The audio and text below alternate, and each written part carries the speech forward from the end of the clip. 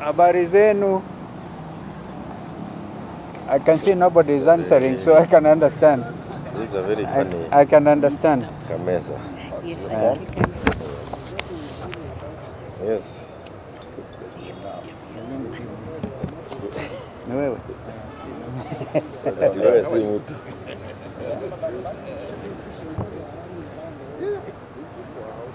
Guys, if you are ready, give us thumbs up. Today is houseful. Yeah. Something that we didn't add, and we had to reinforce that snap rejection. Remember that you brought it up the last time? Yeah, that now has to be in accordance with the signing of into law. But it went down very, very well with all the public. So we can also reinforce that when we went to Yeah. the party that we are also disciplining our, and that ODM is also doing the same. Yeah. And also the injured. Okay.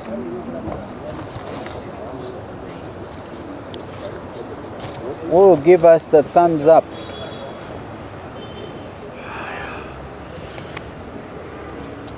I see all of them are here.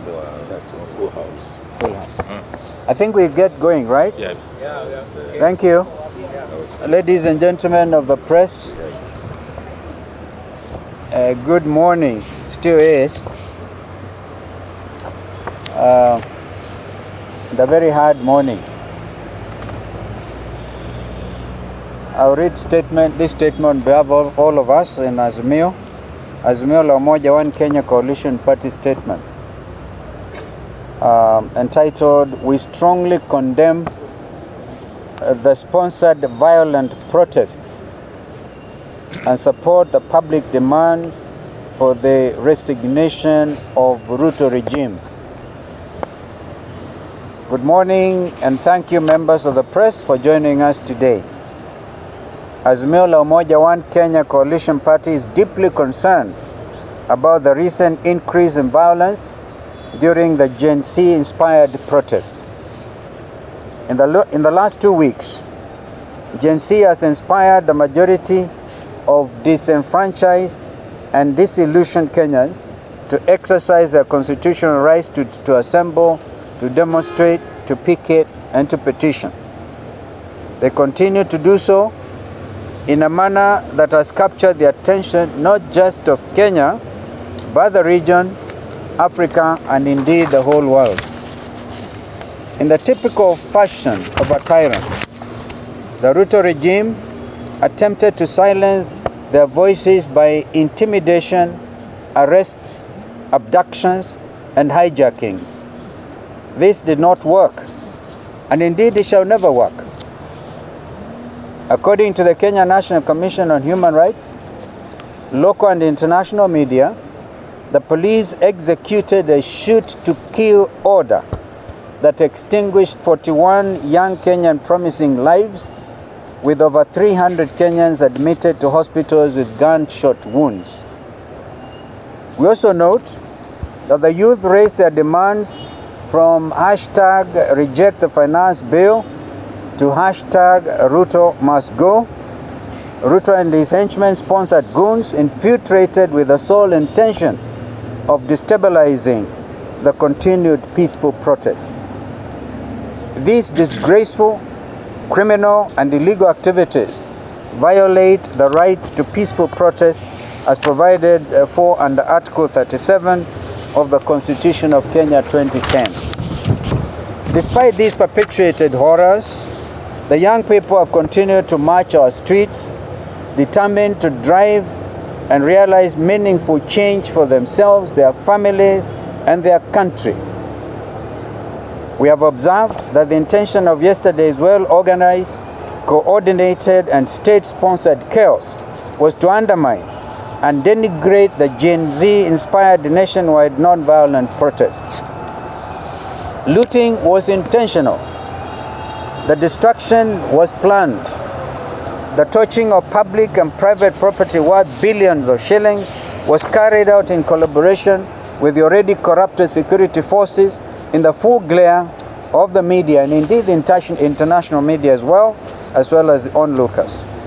We also note that despite a court injunction prohibiting the use of live ammunition, tear gas, and crude weapons to disperse protests, police continue to deploy arbitrary gunfire, resulting in innocent deaths and injuries. To restore peace in the country, we demand that the police act swiftly in identifying and apprehending all the violent and criminal elements that infiltrated the peaceful protests. There are many questions that Gen Z, Azimio, and the world have, the two most significant of which are: why is Ruto, through his henchmen and thugs, hiring goons to destabilize constitutionally protected protests, causing chaos and mayhem? Is the goal to declare a state of emergency and suspend the Constitution? Given Ruto's blatant mishandling of the economy through punitive tax policies, increased domestic and foreign borrowing, runaway corruption, ethnic and tribal public sector hiring, and astounding capacity to splurge on domestic and foreign travel and other luxuries, increased unemployment and high cost of living, the growing dissatisfaction the Kenyan public was to be expected. Generation Z is tired and Kenyans are tired. The slew of lies has left the hustlers, quote unquote, distraught and traumatized. Kenyans have had enough of Ruto and are demanding that #Ruto must go today, not tomorrow. To expedite the people's wishes, Azimio demands that the Independent Electoral and Boundaries Commission Amendment Bill 2024 be immediately signed into law. We are aware that this bill has been sitting on Ruto's desk for days now, and the Kenya Kwanza dictatorship is reluctant to sign it into law. As a coalition, we call out to Ruto and demand that he assent to this essential bill that allows citizens to hold their representatives in the legislature accountable. By the way, the Constitution says if you want to withdraw your member of parliament, you have to wait for 2 years. The 2 years are coming to an end on the 9th of August. So really, this is timely. We have officially, through our constituent parties mechanisms, put on notice all Azimio legislators who went against the wishes of their people. We are supporting the call for their recall. We continue to offer our condolences to the families of all those who lost their loved ones from the police bullets. We also wish those admitted to different hospitals quick recovery. We also note with concern the intention to divert the public attention from the real issues by purporting to adjust the salaries of senior state officers, members of parliament, members of county assemblies, and governors upwards at a time when the country's economy is not doing well. We urge our members to reject the salary increments. We call on all Kenyans to unite and defend the values of justice, democracy, and peace for which this country has been known. As a coalition, we are steadfast in our commitment to advancing the interests of every Kenyan citizen. Finally, it is time for Ruto to take responsibility for all his actions. He has blood on his hands, and he should go to allow for a smooth transition of power. Thank you, and may God continue to bless our country, Kenya. I can only very quickly... Sorry, we have 2 members of parliament, the leaders actually, the leadership of parliament, both Honorable Wandai and Honorable Mbui, the leader and the deputy respectively. Although they call them minority in that parliament, we never accepted the reality that they are not the majority and the deputy majority respectively. Mheshimiwa Wandai. Thank you. Thank you, Your Excellency.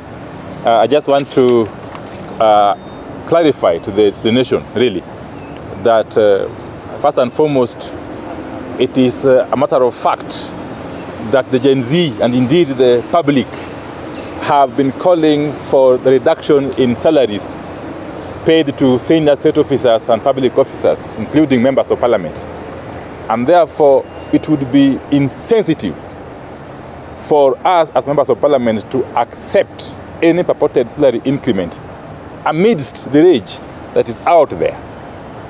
As a matter of fact, again, I want you to go on record that I, together with my deputy, Honorable Mbui, have rejected in totality the purported salary increment by the SRC. I think we need to give you and we are asking the National Treasury to reallocate that money towards employing the JSS teachers, towards employing health workers, and in fact towards helping the youth who are out there struggling to get gainful employment. I'll be, of course, together with my deputy, calling upon my colleague members to follow suit. Thank you very much. Thank you. Thank you. If there's something my colleagues may want to add, but you may have noticed that over the weekend, while in Kitui, I did call for the possibility of a snap election, and actually gave comparison between Kenya and what is happening also in the region.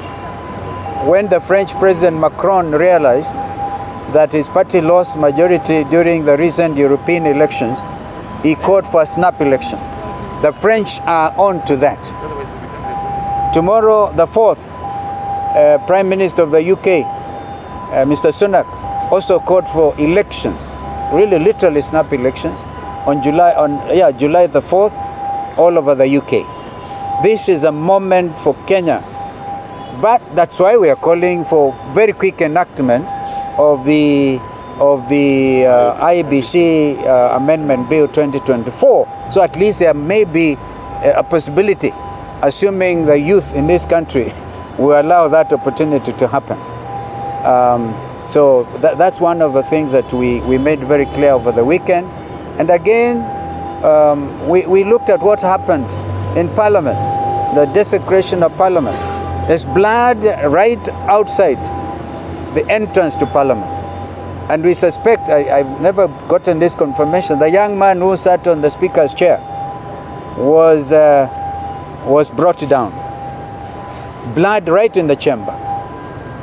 How, in all honesty, will members of Parliament want to sit in a place like that? These are some of the questions that we must ask as leaders. But, Mheshimiwa Eugene, Are there any questions? if there are questions, I can deal with them.